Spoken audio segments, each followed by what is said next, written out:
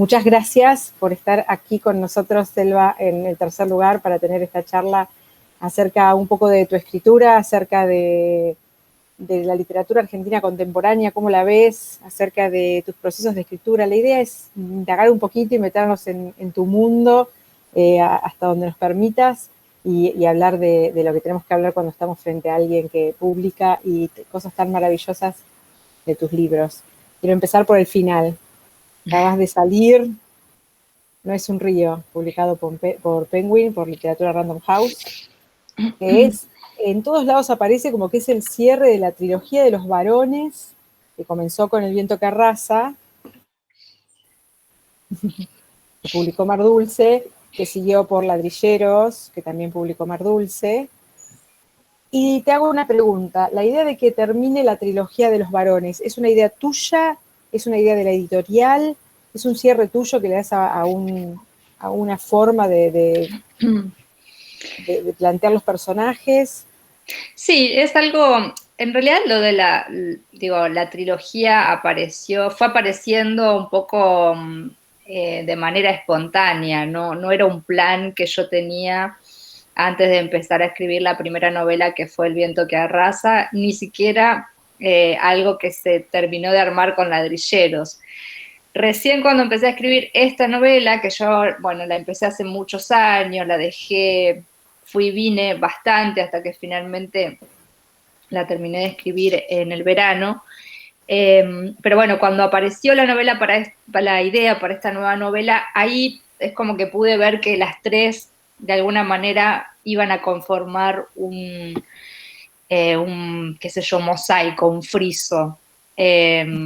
No tanto, digo, no, los personajes las tres novelas se leen de manera independiente, no es que vamos a encontrar a los personajes de una en la que sigue, no es que hay que leerlas en el orden en que fueron escritas, que es el mismo orden en que se publicaron, pero sí, digamos, las conexiones son un poco más internas y un poco más subterráneas, y por ahí tienen que ver básicamente con que las tres cuentan universos que están un poco, por lo menos en las novelas, regidos por los protagonistas varones, por los personajes varones. Y se cuenta, o todo gira alrededor de las relaciones que estos varones establecen entre ellos en distintos órdenes de la vida, como padres e hijos, hermanos con hermanos varones, entre ellos de un modo erótico o amoroso. Como amigos. Como amigos, bueno, los diferentes tipos de lazos que generan estos varones de las novelas, ahí creo que se arma un poco esa serie o esa unidad que yo después empecé a llamar Trilogía de los Varones,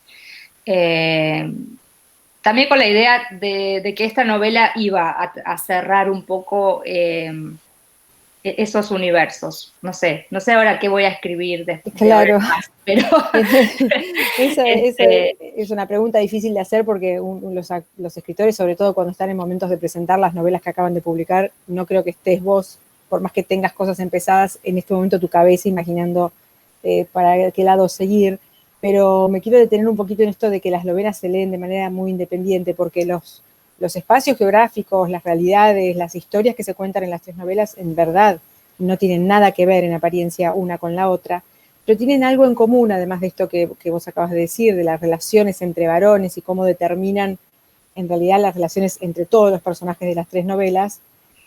Hay un clima que a mí me gusta mucho rescatar en tu obra, que es un clima que siempre está al borde de lo, no sé si de lo sobrenatural u ominoso o real maravilloso, y después obviamente se resuelve de un lado más gótico que tiene que ver con una resolución que pasa más que nada por las locuras, las cosas no dichas, ¿no? Y todo tiene un sentido más humano, más que superhumano, sobrenatural.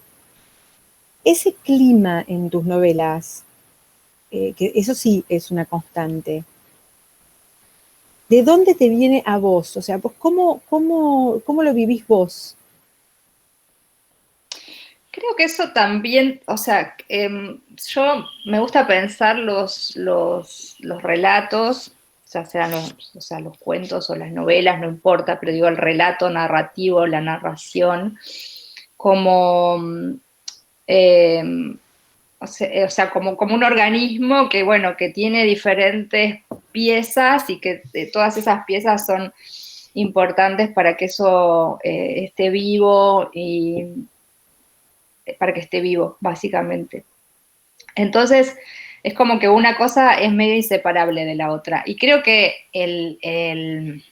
la geografía, donde se ambientan esos universos o donde transitan esos personajes, que es una geografía que más allá de que no deja de ser una recreación ficcional, porque no hay una idea de documentar esos lugares, es decir, la isla, sobre todo, por ejemplo, la última novela, la isla es una isla que le debe mucho más a la ficción y a mis lecturas de las islas de otros autores que a mi propia experiencia islera, que no la tengo, más que haber ido algunas veces al Delta.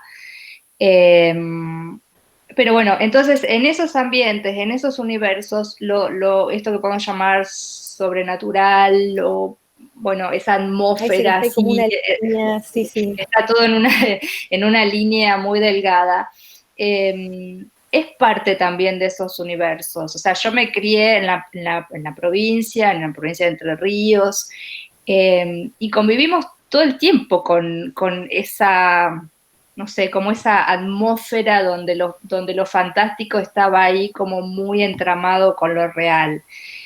En las leyendas, en los cuentos bueno, sí, las leyendas, En los en una mitos que por ahí no convivencia. son urbanos, pero que los mitos del lugar, ¿no? Los mitos Claro, los propios. mitos del lugar, la convivencia de repente del curandero con el médico, o sea, ir a los dos, ir al curandero, pero ir también ir al médico, pero después ir a corroborarlo con el curandero o a que el curandero termine de dar, viste, el toque De validar. final. Bueno, los santos paganos y las creencias más paganas conviviendo con la Iglesia católica o, bueno, con una religión más formal. Entonces, la verdad que todo eso que parecería mágico, fantástico en mis relatos, tiene mucho que ver con la realidad de esos lugares, con lo real en esos lugares. Entonces aparece medio, porque es medio inevitable que aparezca también, digo, más allá de que a mí me gusta, me parece narrativamente muy sugestivo estar jugando siempre en ese límite, qué sé yo, que Ladrillero, que puede parecer una novela hiperrealista en cuanto a la violencia, al sexo, de repente aparezca el fantasma del padre de uno de los personajes, acompañarlo en su tránsito a la muerte, o que uno de los personajes moribundos se ve a sí mismo niño siendo velado, como que tenga esa alucinación, bueno, ese tipo de cosas.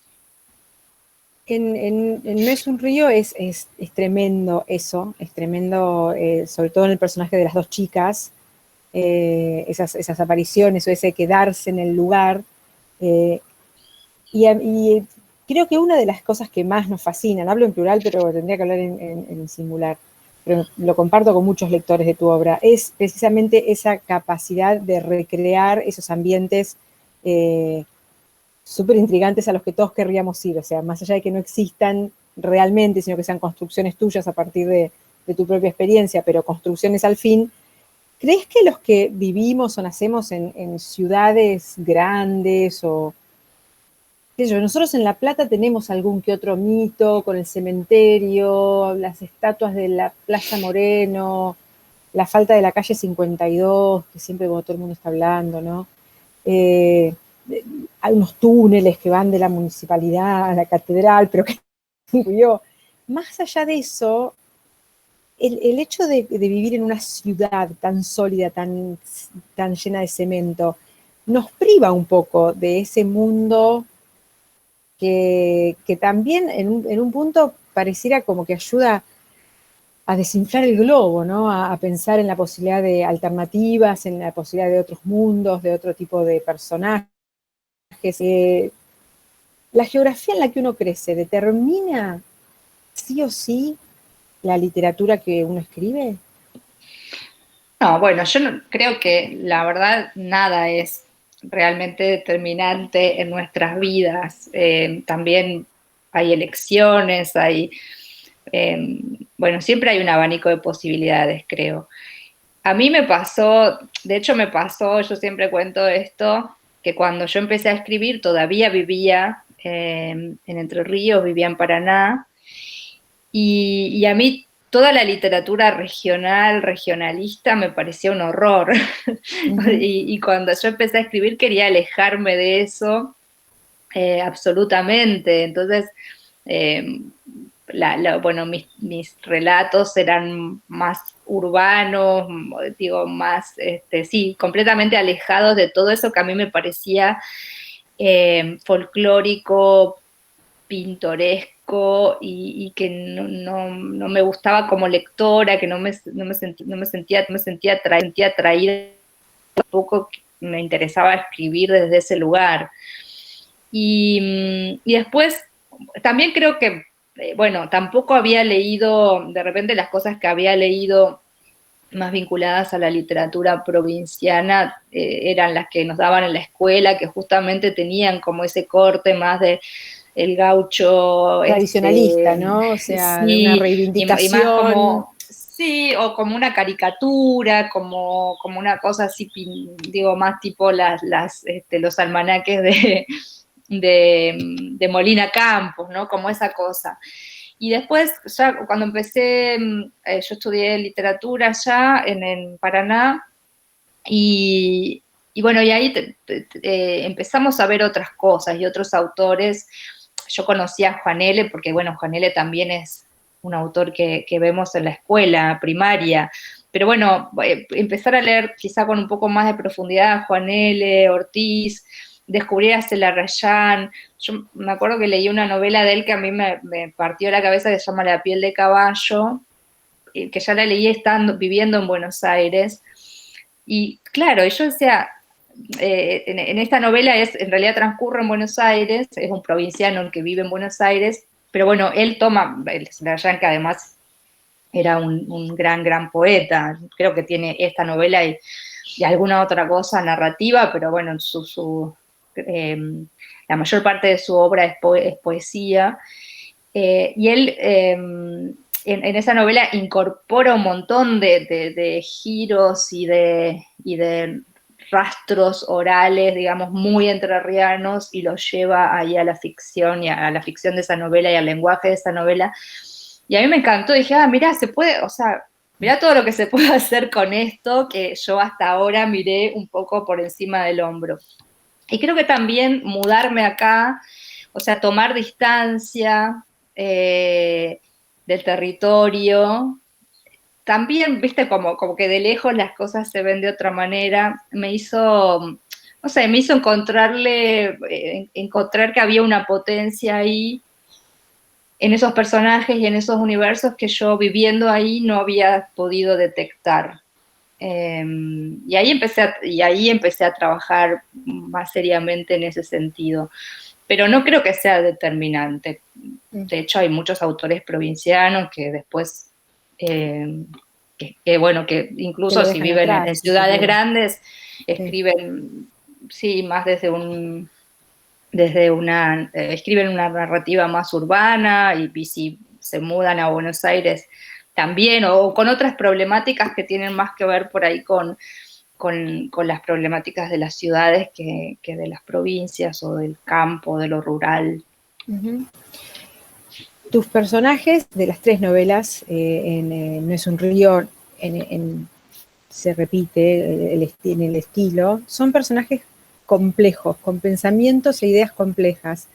A mí es algo que me gusta siempre rescatar, porque una vez leí, no me acuerdo quién era y tampoco importa, que hacía como un análisis de que tus personajes hablaban demasiado bien para ser campesinos. Es una cosa horrible, pero Y yo dije, al contrario, digamos, nos está mostrando que detrás de la simpleza, entre comillas, de una vida provinciana, no hay necesariamente simpleza de la condición humana, ¿no? Claro. Y eso también es muy interesante porque hay una tendencia a pensar que porque son personajes de provincia o gente de campo o pescadores o, bueno, debieran tener vidas simples.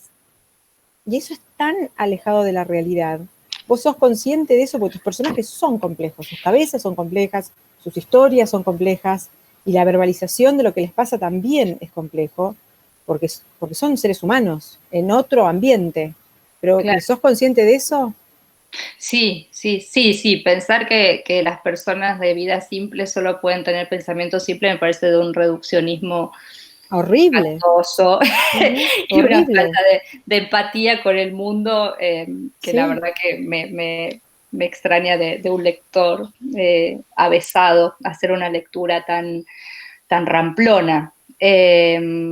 Sí, yo sé que son, o sea, bueno, son construcciones que yo busco, ¿no? O sea, pero que busco porque, digo, tampoco es que se me ocurrió a mí que podían ser tener vidas complejas las personas simples. Creo que también mi experiencia personal me ha enseñado eso. Yo tengo, bueno, la persona a la que yo le dedico ladrilleros, que es un tío de mi madre, que ya murió, que se llamaba Lolo. Bueno, Lolo era un tipo que no había terminado la escuela primaria, bueno, la familia de mi abuela, de una familia muy, muy pobre, con madre soltera y con muchos hijos y tal. Y bueno, y Lolo era un ladrillero, un tipo que, bueno, había trabajado toda su vida en ladrillerías, que es un trabajo de mucha pobreza en el interior, ¿no? Son digo, emprendimientos familiares a veces, como en el caso de la novela, y otras veces, bueno, hombres como mi tío que eran contratados para hacer ese trabajo, pero que se hace medio así en un lugar medio perdido en el campo, alejado, y él vivía, a veces íbamos a visitarlo, él vivía en un rancho, con muchos perros y con lo mínimo necesario. Era una especie, en ese sentido, parecía como un ermitaño, ¿viste? Después al tiempo, en los últimos años, vino a vivir al pueblo, pero también vivía con una simpleza y con una... pero a su vez era un hombre de una profundidad humana Claro. tremenda, o sea, para mí yo lo admiraba profundamente, él hacía además, trabajaba en cuero, qué sé yo, y era un hombre de una profundidad, por ejemplo, él amaba a los animales, siempre tenía muchos perros y gatos, pese a su pobreza, los tenía bien alimentados y tal, ¿no? Y hay una escena que está en Ladrilleros, que en realidad es una escena, es algo de una escena de él, de su vida. Tenía un perro que ya estaba muy viejo eh, y nada, y estaba muy enfermo, y él lo ahorcó. Eh, bueno, porque no podía llevarlo al veterinario para que lo durmiera, como solemos decir. Y él lo ahorcó y lo mató con sus propias manos, y yo vi en ese gesto, obviamente yo no vi cuando él lo hacía, pero bueno, después supe que había pasado así, y yo vi en ese gesto un acto de amor Enorme. grandioso, o sea, era su perro, entonces su perro, y él lo mató con sus propias manos, lo ahorcó con un alambre. Bueno, así me gustaría que se leyeran mis personajes, porque Así los leemos. tienen mucho de, tienen mucho de esas personas que, bueno, que sus vidas evidentemente son simples solo para alguien que lo puede ver de una manera muy simplista y muy reduccionista. Exacto, y eso es lo que nos pasa con los personajes, que es que nos encariñamos enormemente con algunos de ellos y odiamos a otros, y, y a la vez nos encariñamos y odiamos a los mismos porque son personas muy complejas, sus vidas, sus historias, las razones, las decisiones que toman. Yo nunca me voy a olvidar, no sé si alguna vez te lo comenté eso, yo creo que alguna vez te lo comenté, o no sé si no lo puse incluso en mi libro, porque estaba indignada cuando leí ese comentario. pensando precisamente en esto, ¿no? ¿Cómo se puede reducir a una persona por la vida que lleva en cuanto a lo material o a la mirada Sí, o a la totalmente unitaria educación. desde, claro, digamos, desde un lugar citadino y no me olvido más de eso, porque cuando entro en tus libros, en tus cuentos, en realidad, o cuando vuelvo a entrar en tus novelas, siempre me regocijo en eso, en la complejidad y la redondez de los personajes que uno siente que si se los encuentra por la calle los conoce y que los quisiera conocer. Y hay otra cosa que haces que a mí me resulta, pensándolo, no sé cómo lo haría, digamos, me resulta que debe ser muy difícil de hacer a nivel técnico, que es esta ida en el tiempo. Vas y venís en el tiempo todo el tiempo, y uno no se pierde nunca. Eso es mucho trabajo. ¿Cómo te sale? Bueno, en esta novela, el ladrillero, que tiene mucho de ese recurso en toda la novela, medio que fue ocurriendo a medida que lo iba escribiendo, lo escribía así, con esa estructura. No es un río, donde también hay mucho flashback, ya ahí no me resultó tan coser y cantar, tuve que trabajar más. Así que lo que hice mucho fue un trabajo después de edición y de montaje, ¿no? De repente de contar muchas escenas, sobre todo de la primera parte, que es la parte donde están mucho más, está más desarrollada las historias del negro, Tilo y Enero y Eusebio, que es el muerto. Entonces, toda esa primera parte, lo que hice fue escribir cronológicamente las escenas y después recortarlas e ir viendo dónde encajaban en el presente, digamos, de la historia.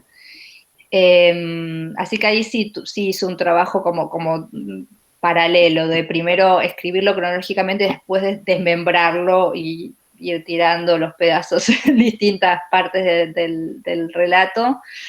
Y también hice un trabajo en esta novela de mucho recorte, yo quería lograr mucha síntesis en las escenas, o sea, que las escenas tuvieran la mínima expresión como para que se armara algo, pero que estuviese lo menos intervenida por el narrador. Que estuviesen lo más desnudas posibles, como para que también el lector les echara carne encima, les pusiera carne. Así que ese fue también un trabajo que hice, de repente escribía, me sacaba como las ganas de escribir, y escribía mucho, muy detallado, muy detallado, muy detallado, y después empezaba a podar, hasta que quedaba, bueno, un poquito, no sé, el corazón de la escena y nada más. ¿Y por qué, si no te salió naturalmente, elegiste hacer ese ida y vuelta, ese flashback que fue más natural en Ladrillero, sino tanto, como recién nos decías, en No es un río? No, un poco porque a mí me divierte más leer así o escribir así, ¿no? Como los relatos lineales a veces no sé, no me resultan a veces tan entretenidos como esto de tener que estar todo el tiempo pivoteando entre el presente y el pasado de la historia. Así que y además había una cosa que también después fue apareciendo, cuando yo digamos, quizá esta novela fue la que más he pensado de las tres que escribí, porque todo este tiempo que estuve sin escribirla, pero queriendo escribirla, la pensaba mucho. Y una cosa que fue apareciendo, en eso de no estar escribiendo, pero sí pensando en lo que vas a escribir o en cómo lo vas a escribir, fue que también me interesaba que, bueno, era una novela fluvial, de algún modo, una novela que va a transcurrir en una isla rodeada de agua, con la pesca como una de las peripecias, digamos, de la novela. Y quería también que de alguna manera tuviese ese recorrido que puede hacer el río. Digo, y el río tiene sus remolinos que van para atrás, que giran, que digo, sus pozos, sus Sí, brazos que se te abren. estancás, tenés que, Eh, sí. claro, no es algo que fluye hacia adelante, sino que tiene sus meandros, sus mismas islas, sus pequeños islotes de, no sé, de plantas acuáticas que de repente aparecen en el río. Y me gustaba que también que la narración tuviera un poco, siguiera esa forma, o intentara, qué sé yo, tomar esa forma del agua, replicarla de algún modo en el relato, y también replicarla desde la forma, ¿no? Entonces, por Claro. eso la novela son oraciones muy cortas, hay mucho punto y aparte. Eh, no sé, si ves el dibujo, bueno, no está dividida en capítulos, es un Ujú, solo texto. ujú. Eso tenía también que ver un poco con copiar la forma del río. Y eso lo que produce, te cuento para que sepas, si nadie te lo dijo, o por ahí por lo menos a mí, lo que a mí me produjo, y creo que es algo que producen los lectores, es que uno, claro, va siendo llevado por ese río, y como das vuelta a la página y lo que viene no es necesariamente lineal y te lleva a otro lugar, pero vos venías con con un impulso de una remada hacia un lugar y tenías que, nada, mantenerte en el centro del río para poder llegar a donde querías ir, y eso hace que la novela se lea casi de un tirón, digamos. Una vez que la empezás a leer, entras en y me parece que ese efecto logra por lo menos, nada, creo que te lo deben haber dicho muchas veces, pero se lee de un tirón de verdad. Es breve y uno no puede dejar, porque claro, cuando vas a cambiar de página está pasando otra cosa o te lleva a otro Claro, lugar, a sí, otro tiempo, sí, eso y decís, bueno, no cuando me puedo quedar claro, con cuando esto, ¿no? la terminé o sea, la terminé de corregir, se la pasé a la editora, bueno, y ella me dijo, bueno, la terminamos de revisar entera, digo, ya era como, la imprimí, la copia que ya estaba yendo al diagramador bueno, para que la diagramara justamente. Se la di a leer a Grillo, bueno, que es mi pareja, y él me decía eso, pero quiero parar en algún lado, pero no hay capítulos. Y entonces, claro, pues el capítulo Sí, es como sí, que te da también el permiso sí, para poner el señalador, ir a hacer otra cosa y después claro. volver. Claro, no, porque aparte, encima que no hay capítulos, el punto y aparte te lleva a otro tiempo, a otro lugar, a otro personaje, y dices, no lo puedo dejar en el medio de lo que me Claro. está contando. La verdad que es Sí. un gran logro. Eh, Hablando un poco más en términos de tu producción como escritora, de tu producción de tu trabajo como escritora, me gustaría saber y que le cuentes un poco a los que nos están escuchando, ¿cómo son tus procesos de escritura? Dijiste algo que a mí me encantó y que se opone a varias de las escritoras que vengo entrevistando y se alinea con otras. Muchas me dijeron, no, yo me siento a escribir y hasta que no termino no puedo parar. Otras me dijeron, a veces me gusta escribir todo de un tirón, dejarlo descansar y volver. Yo no pienso antes de escribir. Y vos me decías, yo todo el tiempo pensaba esta novela. O sea, vos tenés la novela en tu cabeza y la vas como No, o sea, manchando o te pasó con no. esta. No, y con esta tampoco me pasó enteramente, o sea, me pasó de pensar eh, más en lo formal, ¿no? Más Uh -huh. bueno, en esto que te decía recién, del ritmo de la novela, de cómo eso de alguna manera eh, trajera el recuerdo del agua mientras ibas leyendo. Pero había cosas de la trama que no las tenía en absoluto resueltas, cosas que aparecieron hacia allá al final de la escritura. Eh, y en general me pasa un poco eso, o sea, como si la historia, me pasa con la trama básicamente, por ahí Uh los -huh. personajes y eso, no, o sea, como que los puedo pensar un poco más independiente de qué es lo que de las situaciones que van a atravesar.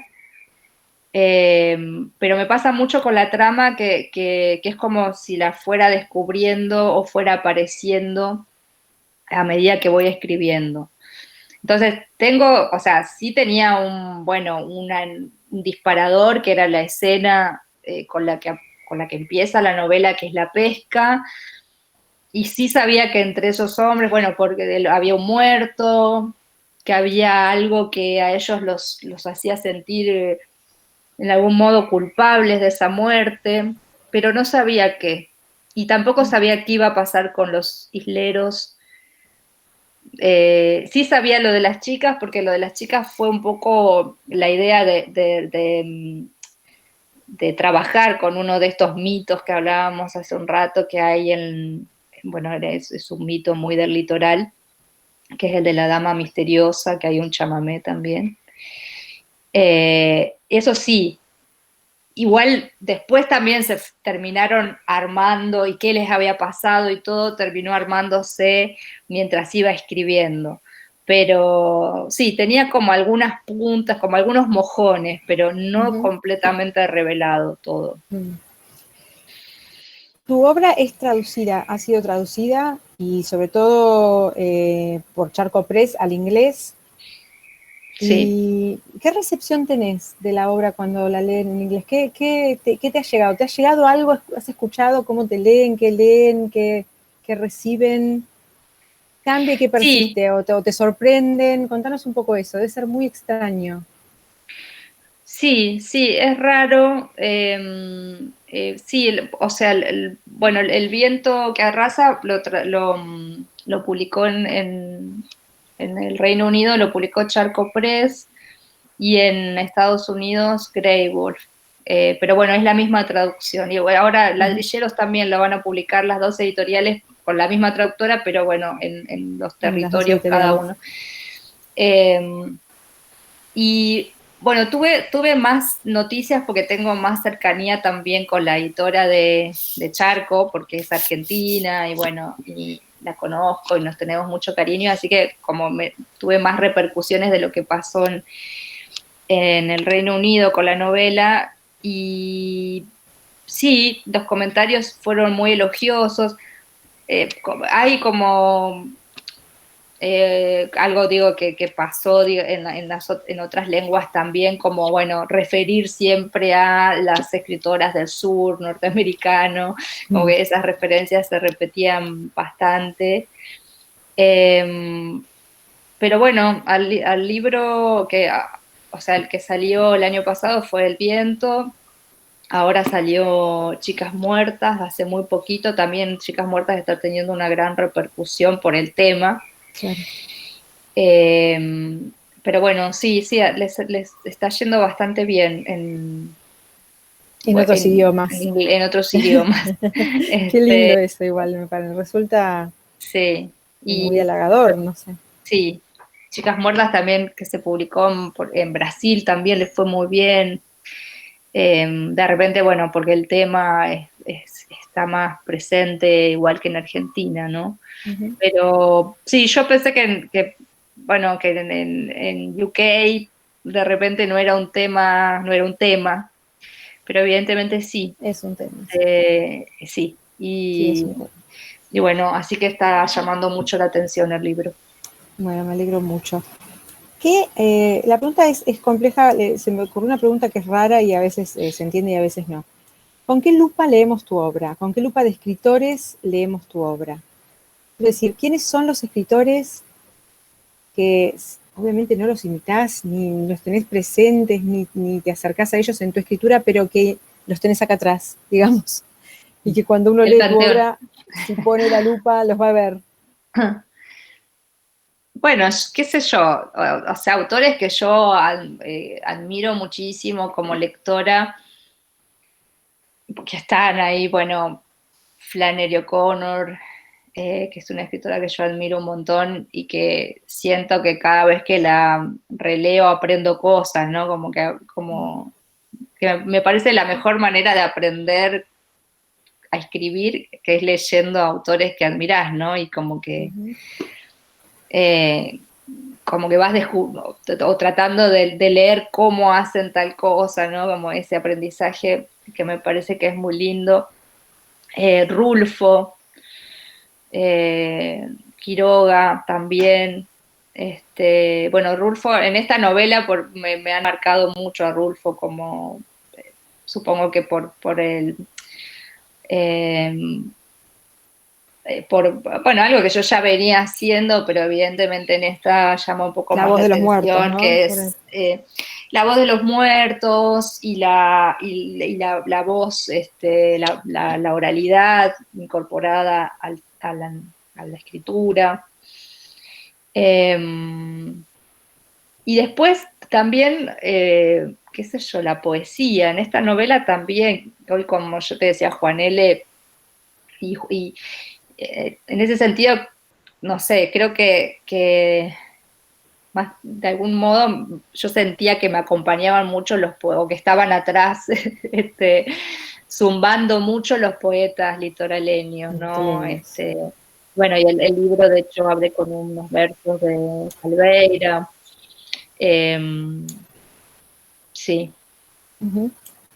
Y cuando escribís, ¿tenés libros arriba del escritorio al que te acompañan, que los tenés ahí, música o no? ¿O te desprendés de todo y te sentás sola a escribir? No, en general, o sea, cuando escribo necesito silencio, así que no. Igual con esta novela sí, no me pasaba mientras la escribía, pero sí en los momentos de descanso, eh, sí, de escuchar, de haber escuchado mucho a Ramón Ayala, eh, por ejemplo, sí. Ujú. Pero si Y no, te da no, un mientras tonito igual. escribo, la verdad es que necesito silencio. Ujú. Eh, y no, y bueno, y de lectura, o sea, no porque tuviera directamente que ver con la novela, Ujú. pero justo estaba leyendo Naturaleza Moderna de Derek Sharman, que bueno, es un diario que él lleva de sus plantas y durante un año y pico, de su jardín. Y bueno, en realidad me lo había traído por la novela, la terminé de escribir acá en Abasto, donde estoy viviendo.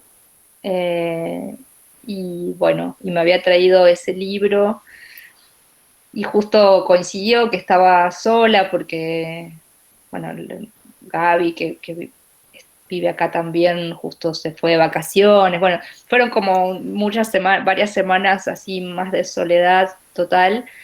Eh, Así que Te sí, acompañaron las leía ese plantas. diario, sí, las plantas y justo el libro de Sharman que tenía mucho que ver un poco con el entorno con el que yo estaba conviviendo.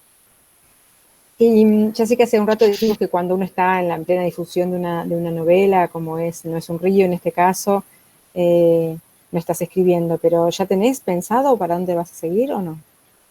Ahora estás No, como en la un verdad es que impasse. no tengo ni idea. No, por ahí me gustaría escribir algo de no ficción de nuevo, Ujú. pero tampoco es que tengo un tema o algo pensado. Así que No, vamos a la tener verdad que es que no, esperarte, como ni hacemos idea. siempre. Te tomas tu Sí, tiempo para publicar y eso uno lo agradece. Muchas sí. gracias por Almada en el tercer lugar.